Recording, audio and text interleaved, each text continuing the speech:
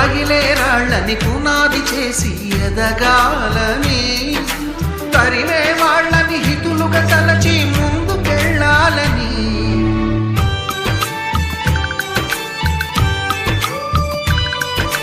కన్నుల నీటిని కలల సాగుకై వాడుకోవాలని, కాచే నిప్పుని ప్రమిదగా మలచి కాంతి పంచాలని, గుండెతో ధైర్యం చెప్పెను, చూపుతో మార్గం చెప్పెను, అడుగుతో గమ్యం చెప్పెను, నేనున్నానని నీకేం కాదని, నిన్నటి రాతని మార్చేస్తానని.